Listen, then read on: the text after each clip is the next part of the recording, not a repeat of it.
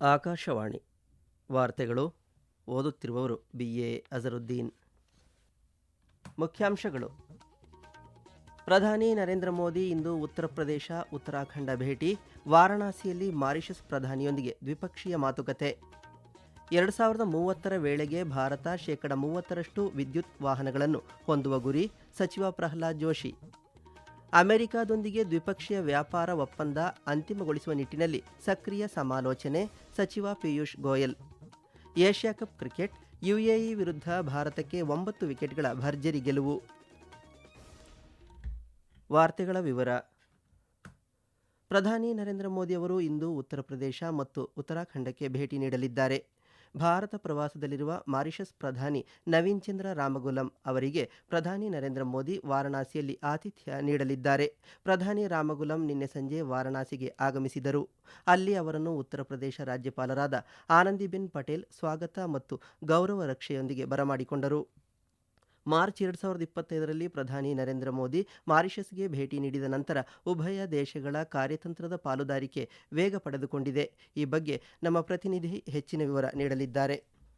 During the bilateral discussions, the two leaders will review the full spectrum of cooperation with particular focus on development, partnership and capacity building. Both leaders will discuss opportunities for expanding collaboration in health, education, science and technology, energy, infrastructure, as well as in emerging domains such as renewable energy, digital public infrastructure, and the blue economy. As a close maritime neighbor in the Indian Ocean region, Mauritius is key to India's Mahasagar vision and the neighborhood first policy.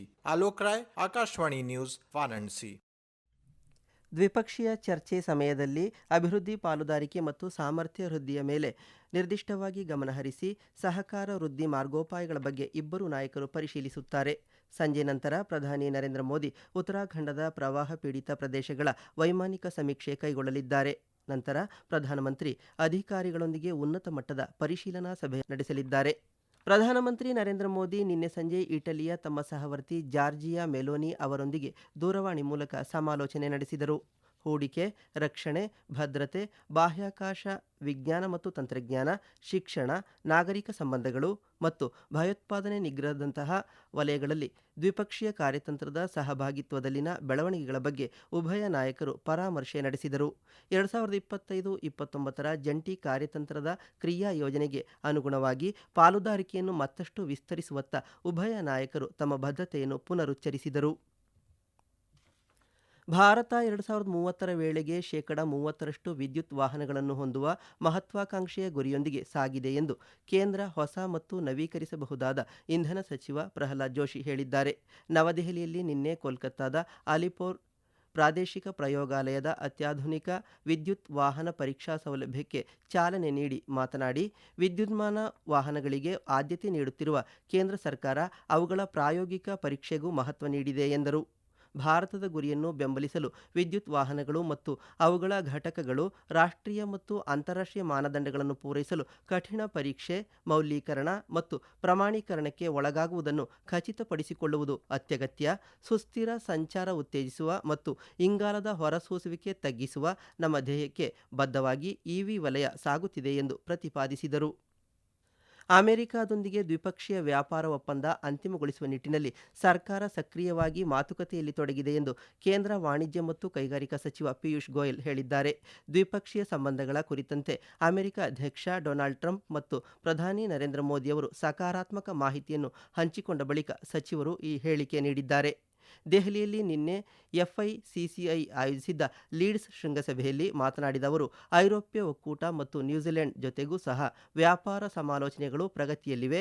Oman ರಾಷ್ಟ್ರದೊಂದಿಗೆ ಆದಷ್ಟು ಶೀಘ್ರ ವ್ಯಾಪಾರ ಒಪ್ಪಂದವನ್ನು ಅಂತಿಮಗೊಳಿಸಲಾಗುವುದು ಎಂದು ಹೇಳಿದರು. We should allow the negotiations to happen. We continue to have very good relations with the United States. And I'm sure that we'll be able to resolve some of these issues and come to a equitable, fair and balanced agreement. ಇದಕ್ಕೂ ಮುನ್ನ ಉಭಯ ದೇಶಗಳ ನಡುವಿನ ವ್ಯಾಪಾರ ಬಿಕ್ಕಟ್ಟು ಬಗೆಹರಿಸುವ ಮಹತ್ವದ ಕ್ರಮವಾಗಿ ಅಧ್ಯಕ್ಷ ಡೊನಾಲ್ಡ್ ಟ್ರಂಪ್ ಭಾರತದೊಂದಿಗೆ ಸಮಾಲೋಚನೆಗಳು ಪುನರಾರಂಭವಾಗಿದೆ ಎಂದು ಪ್ರಕಟಿಸಿದ್ದಾರೆ. ಈ ವಾರ್ತೆಗಳನ್ನು ಆಕಾಶವಾಣಿಯಿಂದ ಕೇಳುತ್ತಿದ್ದೀರಿ. ನಿಮ್ಮ ಅನುಕೂಲಕರ ಸಮಯದಲ್ಲಿ ಆಕಾಶವಾಣಿ ಸುದ್ದಿಗಳನ್ನು ಆಲಿಸಲು ನಮ್ಮ ಯೂಟ್ಯೂಬ್ ಚಾನೆಲ್ ಆಕಾಶವಾಣಿ ನ್ಯೂಸ್ ಕನ್ನಡವನ್ನು ಸಬ್ಸ್ಕ್ರೈಬ್ ಮಾಡಿ. ನಮ್ಮೆಲ್ಲ ಕೇಳುಗರು ನಮ್ಮ ಫೇಸ್ಬುಕ್ ಖಾತೆ ಆಕಾಶವಾಣಿ ಆರ್ಎನ್ಯು ಬೆಂಗಳೂರು ಧಾರವಾಡ ಮತ್ತು ನಮ್ಮ ಟ್ವಿಟರ್ ಖಾತೆ @AIRnews_ಕನ್ನಡವನ್ನು ಅನುಸರಿಸಿ. ಪ್ರಾದೇಶಿಕ ಸುದ್ದಿ ವಿಭಾಗ ಬೆಂಗಳೂರು ಹಾಗೂ ಧಾರವಾಡದ ಎಲ್ಲಾ ಸುದ್ದಿ ಸಂಚಿಕೆಗಳು ನಮ್ಮ ಸಾಮಾಜಿಕ ಮಾಧ್ಯಮ ಖಾತೆಗಳಲ್ಲಿ ಲಭ್ಯವಿರುತ್ತವೆ. ಭಾರತೀಯ ಬಾಹ್ಯಾಕಾಶ ಸಂಶೋಧನಾ ಸಂಸ್ಥೆ ISRO, new space India limited NSIL ಹಾಗೂ ಭಾರತೀಯ ರಾಷ್ಟ್ರೀಯ ಬಾಹ್ಯಾಕಾಶ ಉತ್ತೇಜನ ಮತ್ತು ಪ್ರಮಾಣೀಕರಣ ಕೇಂದ್ರ ಇನ್ಸ್ಪೇಸ್ ಹಾಗೂ ಹಿಂದೂಸ್ತಾನ್ ಏರೋನಾಟಿಕಲ್ ಲಿಮಿಟೆಡ್ ಸಂಸ್ಥೆಗಳು ಸಣ್ಣ ಉಪಗ್ರಹಗಳ ಉಡಾವಣಾ ವಾಹಕ ತಂತ್ರಜ್ಞಾನದ ವರ್ಗಾವಣೆ ಕುರಿತಂತೆ ಒಪ್ಪಂದಕ್ಕೆ ಸಹಿ ಹಾಕಿವೆ. ಇಸ್ರೋ SSLV ವಾಹಕಗಳನ್ನು ವಿನ್ಯಾಸಗೊಳಿಸಲಿದೆ ಮತ್ತು ಅವುಗಳನ್ನು ಕೈಗಾರಿಕಾ ಉತ್ಪಾದನೆಗೆ ಪರಿಣಾಮಕಾರಿ ರೀತಿಯಲ್ಲಿ ಬೇಡಿಕೆಯನ್ನು ಆಧರಿಸಿ ಉತ್ಪಾದಿಸಲಾಗುವುದು. ಆ ಮೂಲಕ ಸಣ್ಣ ಉಪಗ್ರಹಗಳ ಉಡಾವಣಾ ವಾಹಕಗಳ ಜಾಗತಿಕ ಮಾರುಕಟ್ಟೆಯನ್ನು ತನ್ನ ವಶಕ್ಕೆ ತೆಗೆದುಕೊಳ್ಳುವುದು ಇದರ ಗುರಿಯಾಗಿದೆ. ಶ್ರೀಹರಿಕೋಟಾದ ಉಡಾವಣಾ ಕೇಂದ್ರದ ಮೂಲಕ SSLVಗಳನ್ನು ಒದಗಿಸಲಾಗುವುದು. ಈ ಕುರಿತು ಇಸ್ರೋ ತನ್ನ ಸಾಮಾಜಿಕ ಮಾಧ್ಯಮ ಪೋಸ್ಟ್ನಲ್ಲಿ ವಿವರವನ್ನು ನೀಡಿದ್ದು, ಇದು ರಾಷ್ಟ್ರದ ಬಾಹ್ಯಾಕಾಶ ವಲಯದ ಸುಧಾರಣೆಗಳಲ್ಲಿ ಮಹತ್ವದ ಮೈಲಿಗಲ್ಲಾಗಿದೆ ಹಾಗೂ SSLVಯ ವಾಣಿಜ್ಯೀಕರಣಕ್ಕೆ ಹಾದಿ ಸುಗಮವಾಗಿದೆ ಎಂದು ಹೇಳಿದೆ.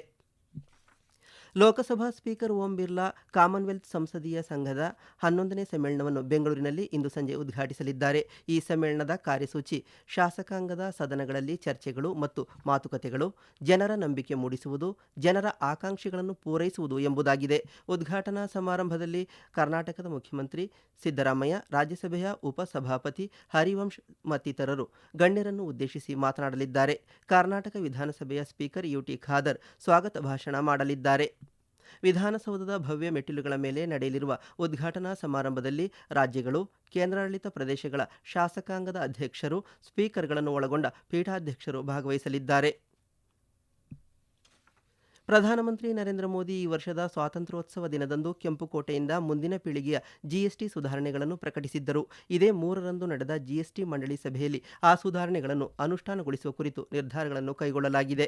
ಮಂಡಳಿಯ ನಿರ್ಧಾರದಿಂದಾಗಿ ಹಲವು ವಲಯಗಳಲ್ಲಿ ತೆರಿಗೆ ಹೊರೆ ಗಮನಾರ್ಹವಾಗಿ ಇಳಿಕೆಯಾಗಿ ಜನಸಾಮಾನ್ಯರಿಗೆ ಹೆಚ್ಚಿನ ಅನುಕೂಲವಾಗಲಿದೆ. ಅದರಲ್ಲೂ ವಿಶೇಷವಾಗಿ ಗೃಹ ಬಳಕೆ ವಿದ್ಯುನ್ಮಾನ ಸಾಧನಗಳ ಬೆಲೆ ಇಳಿಕೆಯಿಂದ ಮಧ್ಯಮ ವರ್ಗಕ್ಕೆ ಹೆಚ್ಚಿನ ಅನುಕೂಲವಾಗಲಿದೆ. ಹವಾನಿಯಂತ್ರಿತ ಯಂತ್ರಗಳು, ಡಿಶ್ ವಾಷರ್ಗಳು, LCD, LED ಟಿವಿಗಳ ತೆರಿಗೆ 28% 18% ಇಳಿಕೆ ಮಾಡಲಾಗಿದೆ. ಇದರಿಂದಾಗಿ ಗೃಹ ಬಳಕೆ ವಸ್ತುಗಳ ಮೇಲಿನ ಬೇಡಿಕೆ ಹೆಚ್ಚಳವಾಗುವುದಲ್ಲದೆ ಮಾರುಕಟ್ಟೆಯು ವೃದ್ಧಿಯಾಗಲಿದೆ. ಪ್ರಧಾನಮಂತ್ರಿ ನರೇಂದ್ರ ಮೋದಿಯವರು ನಿನ್ನೆ ಕತಾರ್ನ ಅಮೀರ್ Sheikh Tamim bin Hamad Al Thani ಅವರೊಂದಿಗೆ ದೂರವಾಣಿ ಮೂಲಕ ಸಮಾಲೋಚನೆ ನಡೆಸಿ ದೋಹಾದಲ್ಲಿ ಇತ್ತೀಚೆಗೆ ನಡೆದ ದಾಳಿಗಳ ಬಗ್ಗೆ ತೀವ್ರ ಕಳವಳ ವ್ಯಕ್ತಪಡಿಸಿದರು. ದುಬೈನಲ್ಲಿ ಕಳೆದ ರಾತ್ರಿ ನಡೆದ ಏಷ್ಯಾ ಕಪ್ T20 ಕ್ರಿಕೆಟ್ ಪಂದ್ಯಾವಳಿಯಲ್ಲಿ ಭಾರತ ತಂಡ UAE ವಿರುದ್ಧ 9 ವಿಕೆಟ್ಗಳ ಭರ್ಜರಿ ಗೆಲುವು ಸಾಧಿಸಿ ಶುಭಾರಂಭ ಮಾಡಿದೆ. ಮೊದಲು ಬ್ಯಾಟ್ ಮಾಡಿದ UAE 13.1 ಓವರ್ಗಳಲ್ಲಿ 57 ರನ್ ಗಳಿಸಿ ಆಲ್ಔಟ್ ಆಯಿತು. ಕುಲದೀಪ್ ಯಾದವ್ ಒಂದೇ ಓವರ್ನಲ್ಲಿ 3 ವಿಕೆಟ್ ಸೇರಿದಂತೆ ಒಟ್ಟು 4 ವಿಕೆಟ್ ಕಬಳಿಸಿದರು. ಅದೇ ರೀತಿ ಆಲ್ರೌಂಡರ್ ಶಿವಂ ದುಬೆ 10 ಎಸೆತಗಳಲ್ಲಿ 3 ವಿಕೆಟ್ ಪಡೆದು ಗೆಲುವಿಗೆ ಕಾಣಿಕೆ ನೀಡಿದರು. 58 ರನ್ಗಳ ಗೆಲುವಿನ ಗುರಿ ಬೆನ್ನತ್ತಿದ ಭಾರತ ತಂಡ 4.3 ಓವರ್ಗಳಲ್ಲಿ 1 ವಿಕೆಟ್ ನಷ್ಟಕ್ಕೆ 60 ರನ್ ಗಳಿಸಿ ಗೆಲುವಿನ ನಗೆ ಬೀರಿತು. ಅಭಿಷೇಕ್ ಶರ್ಮಾ ಮತ್ತು ಶುಭ್ಮನ್ ಗಿಲ್ ಅವರು ಉತ್ತಮ ಪ್ರದರ್ಶನ ನೀಡಿದರು. ಕೊನೆಯಲ್ಲಿ ಮತ್ತೊಮ್ಮೆ ಮುಖ್ಯಾಂಶಗಳು. ಪ್ರಧಾನಮಂತ್ರಿ ನರೇಂದ್ರ ಮೋದಿ ಇಂದು ಉತ್ತರ ಪ್ರದೇಶ, ಉತ್ತರಾಖಂಡ ಭೇಟಿ. ವಾರಣಾಸಿಯಲ್ಲಿ ಮಾರಿಷಸ್ ಪ್ರಧಾನಿಯೊಂದಿಗೆ ದ್ವಿಪಕ್ಷೀಯ ಮಾತುಕತೆ. 2030ರ ವೇಳೆಗೆ ಭಾರತ 30% ವಿದ್ಯುತ್ ವಾಹನಗಳನ್ನು ಹೊಂದುವ ಗುರಿ, ಸಚಿವ ಪ್ರಹ್ಲಾದ್ ಜೋಶಿ. ಅಮೆರಿಕಾದೊಂದಿಗೆ ದ್ವಿಪಕ್ಷೀಯ ವ್ಯಾಪಾರ ಒಪ್ಪಂದ ಅಂತಿಮಗೊಳಿಸುವ ನಿಟ್ಟಿನಲ್ಲಿ ಸಕ್ರಿಯ ಸಮಾಲೋಚನೆ, ಸಚಿವ Piyush Goyal. Asia cup cricket UAE ವಿರುದ್ಧ ಭಾರತಕ್ಕೆ 9 ವಿಕೆಟ್ಗಳ ಭರ್ಜರಿ ಗೆಲುವು. ಇಲ್ಲಿಗೆ ವಾರ್ತಾ ಪ್ರಸಾರ ಮುಕ್ತಾಯವಾಯಿತು. ನಮ್ಮ ಮುಂದಿನ ವಾರ್ತಾ ಪ್ರಸಾರ ಮಧ್ಯಾಹ್ನ 12ಕ್ಕೆ.